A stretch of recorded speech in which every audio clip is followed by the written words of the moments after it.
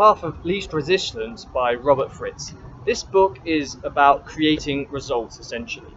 It's about being a creator, and that doesn't necessarily just mean being an artist or being an author. It can also mean just losing weight or creating a result whereby you get into shape or you achieve a certain grade in piano, for instance. It could be any result that you want to create in your life.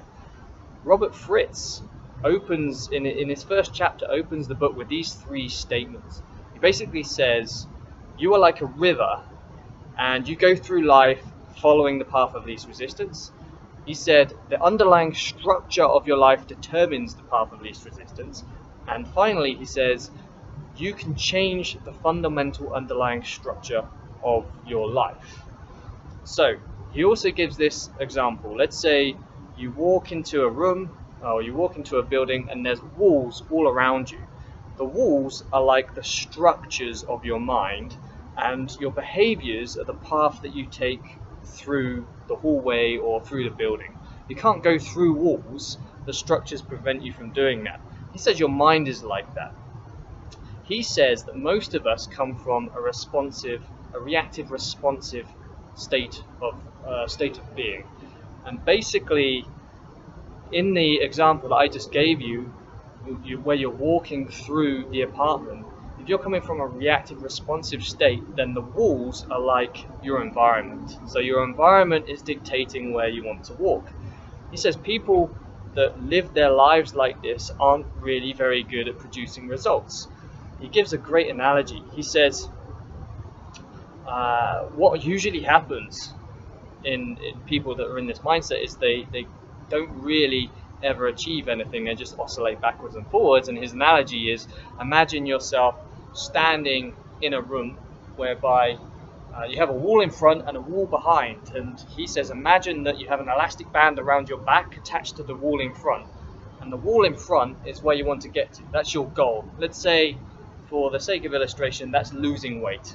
And then you also have another elastic band attached to the front of you, which is also attached to the back of the wall here, and that's your desire to eat food. You enjoy eating food. He says what will happen is you'll start off with great motivation and enthusiasm, and you'll move towards your front wall, which is basically losing weight. You'll move towards your goal, but then that increases the tension on your desire to eat more food. And then what happens is that tension becomes so strong that it pulls you back.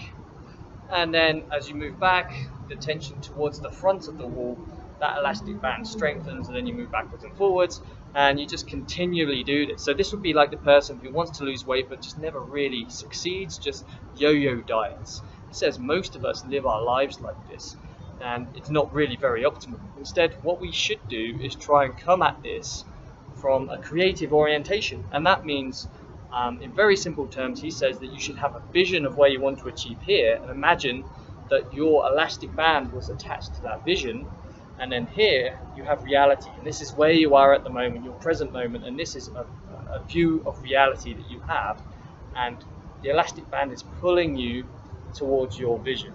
He says that rather than being in structural conflict, which is where people in the reactive responsive orientation come from, you should be in a state of structural tension, whereby the elastic band is pulling you towards the goal that you want to create. So how do you actually go about doing this? Well, that's what the book is all about, basically. He says that you should first of all make the fundamental decision in your life to be the dominant creative force. So that's something that everything comes from this. You have to decide that you are going to be in control of your life, and make the conscious decision that you're not going to be reacting to your environment. You're going to be the driving force, essentially. He then says, after that, after you've made the fundamental choice, you then need to make what's called a primary choice. And a primary choice, basically, to sum it up, is make sure that you have a vision of what you want to achieve, what you want to create, what you want to put out there in life. So it may be a software product, it may be a company that you want to put out there.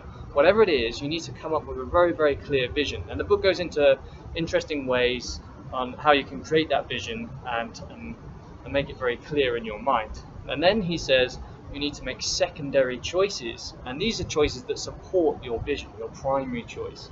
So these are like day-to-day decisions. So it would be like, I don't know, meditation, or going to the gym to make sure you're fit enough and your mind is in a healthy state and your body's in a healthy state so you can work hard during a day.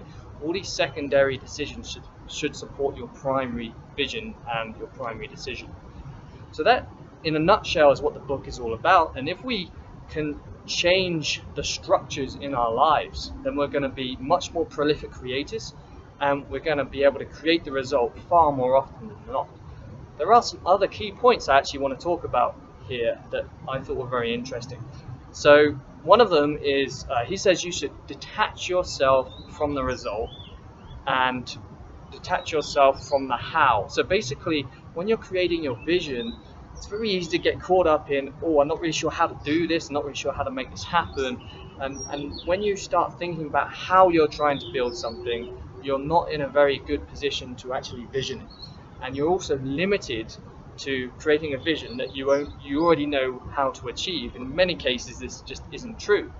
So what he said, when you're creating your vision, when you're making that really clear vision in your head about what you want to achieve, you really need to make sure that you don't get bogged down in the details of how, or the steps, or the process that you're going to follow to make that happen. The second thing is that he talks about the creative process and all the pitfalls that are in the 3 different stages of the creative process.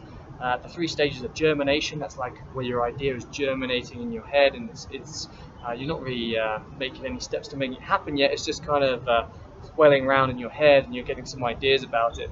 Then it's the assimilation phase and what he calls the completion phase. He even talks about what he calls the prisoner, let me see, what is it, the prisoner syndrome or the prisoner complex, I can't remember exactly what it is, but it's the phenomenon whereby people have been kept captive for years, even though they've been dreaming about being released.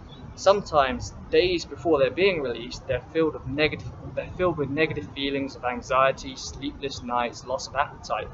And it's like this paradox where even though they've wanted it to happen, they still worry about it having negative feelings. And he says that one of the pitfalls of the creative process is once you've spent a long time on something, you're just about to release it, you may experience these negative feelings, which was almost like self-sabotage, really. So he gives all the pitfalls of the creative process, which I found really interesting.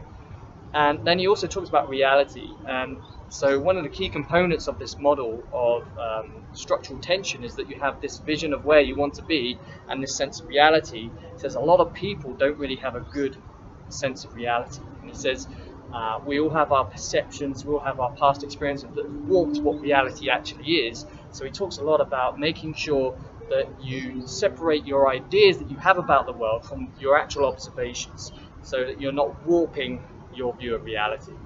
That was another interesting part of this book.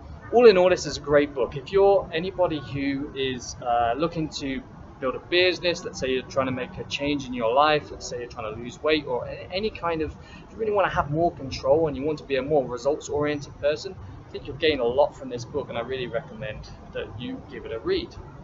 This video here is part of my self-development experiment. I'm trying to shoot 140 videos, having read 140 books, in order to improve my video presentation skills and my reading retention. If you found this video useful, that's great. If you read this book, leave us a comment below, like, subscribe to the channel, do whatever you want to do. Hope you found this useful. I'll speak to you again soon. Bye-bye.